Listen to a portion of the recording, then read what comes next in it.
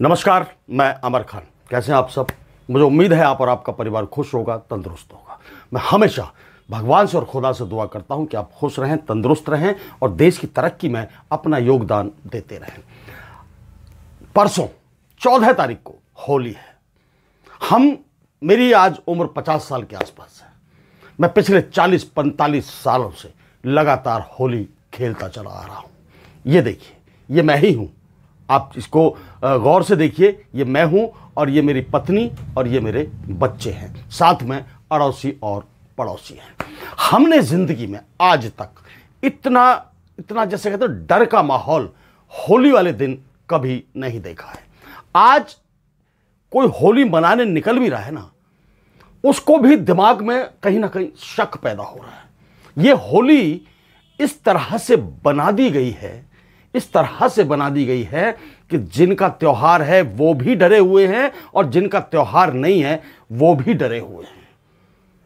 मंदिर और मस्जिद से शुरुआत होती है, फिर कोरोना काल आ जाता है, उसकी शुरुआत होती है, फिर आपको कांवड़ यात्रा आ जाती है, उसमें ये मुद्दे उठाए चले जाते हैं।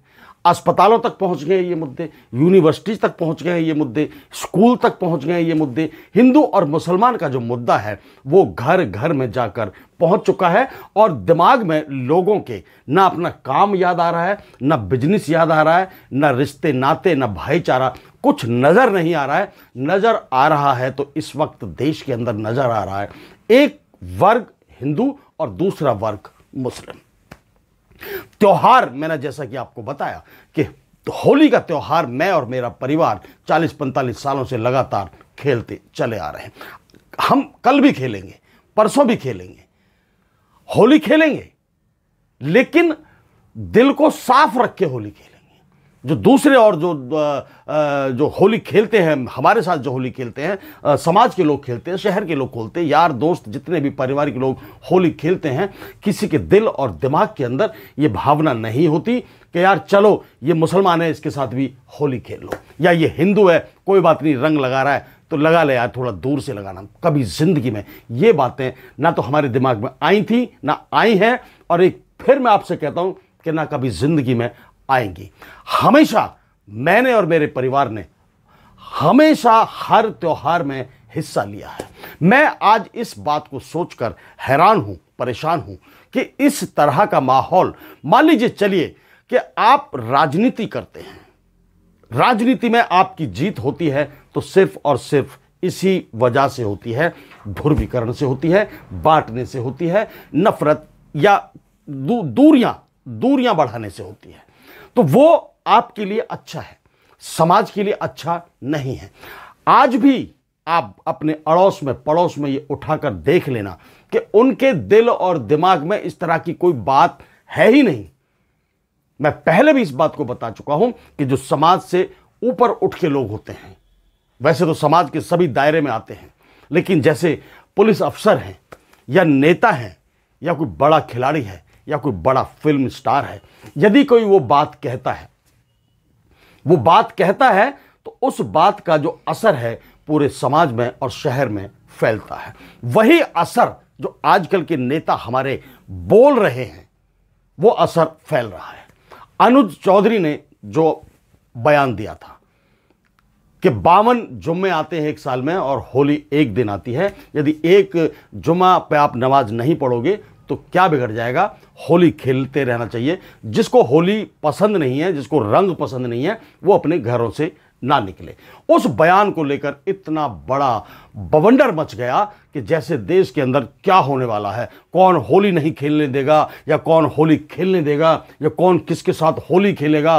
होली होली होली जिस तरह से कहा जाता है कि रंगों का त्योहार है, प्यार का त्योहार है, सौहार्द का त्योहार है, उस सौहार्द के त्योहार को, प्यार के त्योहार को आप लोगों ने जिन लोगों के लिए होता है, सभी लोगों के लिए जो होता है, उसमें खटास डाल दी है, उसमें कहीं ना कहीं कुछ ना कुछ लोगों को सोचने पर मजबूर कर दिया है। वो उस हर्ष और उल्लास के साथ होली नहीं खेल पाएंगे जितना कि वो पहले खेलते थे।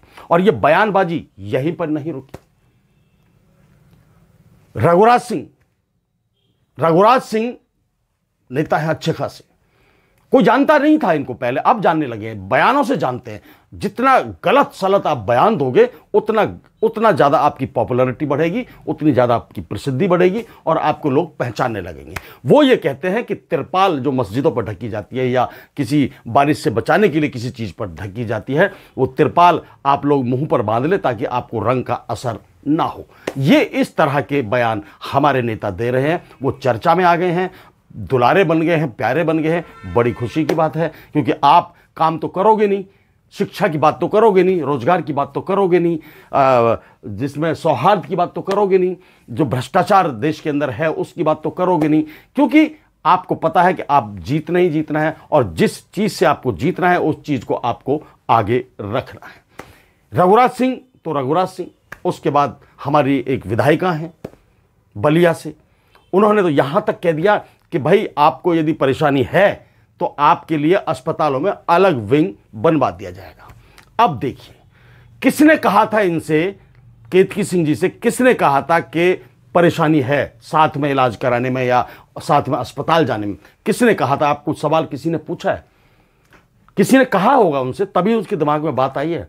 अब आप वो बता दें कि उस आदमी ने मुझसे ये कहा था कि मुझे हिंदुओं के साथ इलाज कराने में दिक्कत आती है या मुझे मुसलमानों के साथ इलाज कराने में दिक्कत आती है, इसलिए मैंने ये कह दिया कि आपके लिए अलग विंग बनवाया जाएगा, उनके लिए अलग विंग अस्पताल के केबिन बनवा दिए जाएंगे, आप वहां इलाज कराइए, आप वहां इलाज कराइए। कल को ये कहेंगी कि हिंदुओं का स्कूल अलग करवा दीजिए, कॉलेज अलग करवा दीजिए, मुसलमानों को अलग कॉलेज में पढ़ाइए, हिंदुओं को अलग कॉलेज में पढ़ाइए, है ना। शिक्षा को बांट देंगी, उनकी पढ़ाई अलग हो जाएगी, इनकी पढ़ाई अलग हो जाएगी, ठीक है। फिर कहेंगी कि जो सब्जियां हिंदू खाते हैं वो सब्जी मुसलमान ना खाएं, मुसलमानों के लिए अलग सब्जियां उगाई जाएं और हिंदुओं के लिए अलग सब्जियां उगाई जाएं। फिर कपड़ों पे बात आ जाएगी कि मुसलमान उस तरह के कपड़े ना पहने जिस तरह के हिंदू पहनते हैं, या हिंदू उस तरह के कपड़े ना पहने जिस तरह के मुसलमान कपड़े पहनते हैं। ये बात कहां जा रही है? आप सोच रहे हैं ये जा कहां रही है? बेतुकी बात, बिना मतलब की बात लेकर बैठ गई और उस बयान से वो चर्चा में आ गई। हर चैनल उनका इंटरव्यू ले रहा है, हर जगह उनके बयान की चर्चा हो रही है कि केतकी सिंह ने ये बोल दिया, केतकी सिंह ने ये बोल दिया। मैं तो ये कहता हूं कि केतकी सिंह से जाकर ये पूछ ले कोई कि भाई आपको किसने कहा था, वो आदमी हमारे सामने लेकर आओ कि जिसने ये कहा था कि मुझे हिंदुओं के साथ इलाज कराने में दिक्कत होती है, या जिसने ये कहा था कि मुझे मुसलमानों के साथ इलाज कराने में दिक्कत होती है, उस आदमी को लाओ। असली तो दोषी वही है, कल्प्रेट तो वही है। ये केतकी सिंह देखो चर्चा में पहुंची हुई है, इस वक्त हर जगह बयान चल रहा है उनका। क्या सोच है? हम ये सोचते हैं कि हमारे नेता हमारे आइडियल हैं, हमारे अभिनेता हमारे आइडियल हैं, हमारे खिलाड़ी हमारे आइडियल हैं। ये इस तरह की बातें करेंगे तो हमारी सोच जो थोड़ी होती है, समाज को चला रहे होते हैं, बच्चों को पाल रहे होते हैं, घर परिवार को चला रहे होते हैं, बड़ी मुश्किल से रोजी कमा रहे होते हैं, बच्चों को पढ़ा रहे होते हैं, लिखा रहे होते हैं, किराए की किस्तें भी भर रहे होते हैं, बड़ी मुश्किल से हमारा दिमाग तसल्ली में रहना चाहता है, लेकिन ये इस तरह के लोग तसल्ली में रहने ही नहीं देंगे। अब कोई अचानक अस्पताल भी जाएगा, मान लीजिए दूसरे शहरों में असर नहीं होगा, लेकिन जहां वो रहती हैं वहां इसका असर आपको जरूर देखने के लिए मिलेगा। वहां जाएंगे, कोई अस्पताल में कोई मरीज है तो बोलेगा यार ये हिंदू मरीज है तो इसको हिंदू वाले केबिन में डाल दो, ये मुस्लिम मरीज है तो इसको मुस्लिम वाले केबिन में डाल दो। ये क्या तुक है यार? मुझे समझ नहीं आए कि ये बात है क्या, ये कौन सी बात है? आदमी क्या सोचकर इस चीज को कहता है और क्या सोचकर इस चीज की बातों को समाज में लेकर आता है, जबकि आप जनप्रतिनिधि हैं। जनप्रतिनिधि का यह काम नहीं होता है। जनप्रतिनिधि का काम होता है आपकी समस्याओं को सुलझाना, आपकी परेशानियों को हल करना, आपके जो रोजगार है, शिक्षा है, उसको बढ़ाना। और हमारे जनप्रतिनिधि तो भाई वाह, कहने ही क्या, इतने जबरदस्त हो चुके हैं कि कुछ नहीं है दुनिया में, सिर्फ और सिर्फ हिंदू और मुसलमान है। आप उधर नहीं देखोगे, वो उधर नहीं देखेंगे, वो आपको मार देंगे, वो आपको मार देंगे। अरे भाई, आम लोगों से भी तो पूछ लीजिए कि आपकी बात का असर हो रहा है उन पर या नहीं हो रहा है। हो रहा है, आप जाके देखिए, अपने अड़ोस पड़ोस शहर में जाकर देखिए, जमीनी स्तर पर इन बातों का कोई असर नहीं है। और ये चैनल वाले बिना मतलब की इन बातों को तूल देते हैं। कोई नहीं चाहता लड़ना किसी से, ना हिंदू चाहता है ना मुसलमान चाहता है, कोई नहीं लड़ना चाहता। हर आदमी अपने बच्चों को पढ़ाना चाहता है, लिखाना चाहता है। हर आदमी अपना रोजगार सेट करना चाहता है, जिंदगी में तरक्की करना चाहता है, अपना घर लेना चाहता है, अपनी गाड़ी लेना चाहता है, अपने बच्चों को अच्छे से अच्छा खाना खिलाना चाहता है, घुमाना चाहता है, फिराना चाहता है। यदि वही बात चाहता है तो उसके दिमाग में ये बातें कहां से आ जाएंगी? केतकी सिंह जी वाली, रघुराज सिंह जी वाली, अनुज चौधरी वाली, ये बातें कहां से आएंगी बताइए आप? नहीं आएंगी ये बातें। इसलिए ये जबरदस्ती इसको थोप रहे हैं, क्योंकि जनप्रतिनिधि हैं, ये जीत गए हैं। कैसे जीते हैं यही जानते हैं, या आप जानते हैं या ऊपर वाला जानता है। आपने जिताया है, आपके ऊपर अपनी बातों को थोपेंगे, आपको पढ़ाई से दूर रखेंगे, शिक्षा से दूर रखेंगे, इलाज से, स्वास्थ्य से दूर रखेंगे, आपको उसी घुटन में मरने के लिए मजबूर कर देंगे। इस तरह के नेता मैं आपसे और सबसे अपने चैनल के माध्यम से, अपने वीडियो के माध्यम से यह अपील करता हूं, यह हाथ जोड़कर निवेदन करता हूं, प्रार्थना करता हूं कि आप और आपका परिवार और आपके बच्चे खुश हैं, सुखी हैं, पढ़ रहे हैं, लिख रहे हैं, तरक्की कर रहे हैं, तो आपके लिए दुनिया की सबसे बड़ी कामयाबी है वो। आप परेशान हैं, आपके बच्चे पढ़ नहीं पा रहे हैं, आपके बच्चे ढंग से खाना नहीं खा पा रहे हैं, आपके बच्चे अच्छे अस्पतालों में इलाज नहीं हो पा रहा है उनका, तो आपकी जिंदगी नरक है। आप सिर्फ और सिर्फ ये चीजें उसी चीज से आएंगी कि आप मेहनत करिए, शिक्षा दिलवाइए, बच्चों को पढ़ाइए, लिखाइए, संस्कार दीजिए और आगे बढ़ने के लिए उनको प्रेरित कीजिए। जिंदगी में तरक्की करना ही इंसान का पायदान माना जाता है, पैमाना माना जाता है जिंदगी में। यदि आपने अच्छी तरक्की की है, अच्छा ओहदा पाया है, अच्छा बिजनेस किया है, पैसा कमाया है, घर लिया है, गाड़ियां ली हैं, ये सब आपकी जिंदगी का वो पैमाना है कि जिसे आपके रिश्तेदार, आपके अड़ोसी पड़ोसी सब तोलते हैं, मापते हैं कि इसने जिंदगी में क्या किया है। उसी से आपकी समाज के अंदर इज्जत होती है, समाज के अंदर वाहवाही होती है और समाज के अंदर थू थू भी उसी चीज से होती है। यदि आप नाकारा बन चुके हैं, आपका दिमाग सिर्फ यह है कि ये मेरे हाथ में गुलाल है, अब वो निकल रहा है टोपी लगाकर, मैं उस पर फेंक दूंगा, वो लड़ेगा मुझसे, मुझे मारने की कोशिश करेगा, तो पुलिस है मेरे साथ, वो मुझे बचा लेगी और उसको फंसा देगी।